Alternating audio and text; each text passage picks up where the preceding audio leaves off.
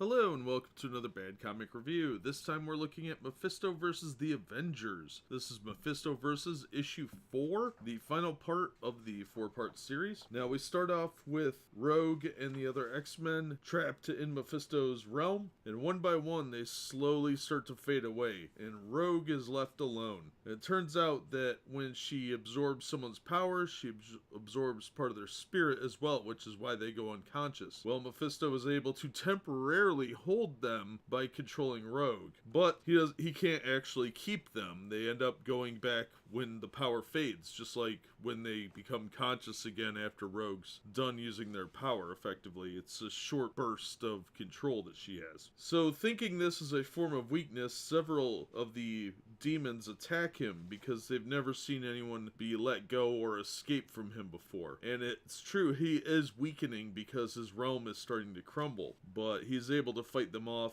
with just a brief burst of energy, but it won't be long before they turn on him and are able to overpower him. But just then the Living Tribunal shows up and says, "I know what you've been up to." And the conversation between the two reveals that in fact these events are focused around what happened in the pages of Thor. In Thor 362, Thor freed a bunch of legions of the dead from Hela. Well, Mephisto's after Thor because there was a combat, and in Thor 380 we see Thor was felled by Hela, and he's laying there basically 3/4 dead, but she won't let him die. So he's in agonizing pain because of what happened with the battle of the Midgard serpent, and she made his bones too brittle to heal, but denied him death. So Mephisto is trying to convince Thor that by giving him his soul, he will let him have glorious things and let him out of agony. Well, the Avengers are summoned because there's this weird flame around the whole area, so nobody gets all meddlesome, keeps the pesky kids out, and of course that's Mephisto's doing. Well, Monica Rambeau, who's Captain Marvel at the time, she can't get through. Iron Man and She-Hulk can't get through. Black Knight can't get through. Dr. Druid, well, I don't know that he actually has superpowers. I think he's just some guy that convinced everyone that he's supposed to be there. I never understood that character.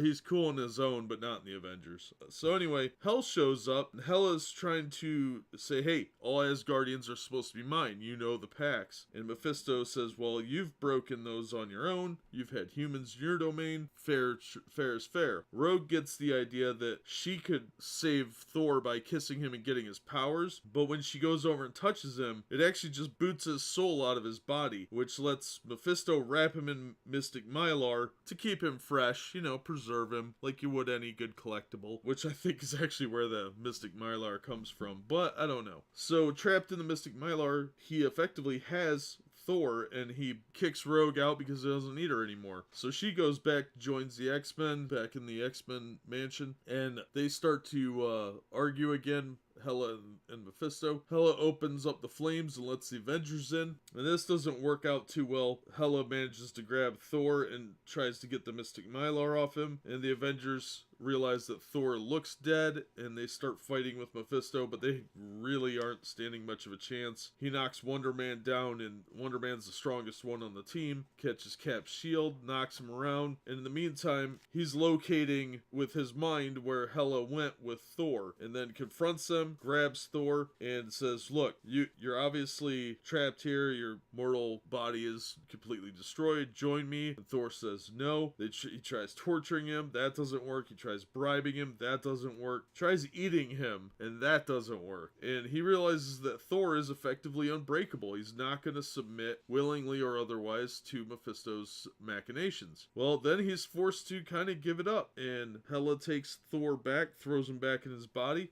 sends the Avengers packing after erasing their memories. So they leave, not realizing what's going on, and Hela leaves with Thor's body and returns back to the storyline in Thor. When Mephisto gets back to his realm, he is attacked by several of the demons there, and he melts them, and the Living Tribunal confronts him. Mephisto says, "Look, I may not have won directly, but indirectly I do win because Thor is going to give Hela a run for her money. She thinks that Thor is going to be a leader for her and really like he's just gonna be a giant headache for her. So in a way, he wins then too. So that concludes the story. Now, as far as the story goes, I thought it was pretty fun. It was an interesting story, and it was interesting watching the different characters in the Marvel Universe teams try and fight him off, and it shows their bravery in the face of totally unrealistic odds. Like, they just did not stand a chance in a straightforward fight with him. He didn't really win because of Thor's resolve and unwillingness to compromise, and not willing to sell himself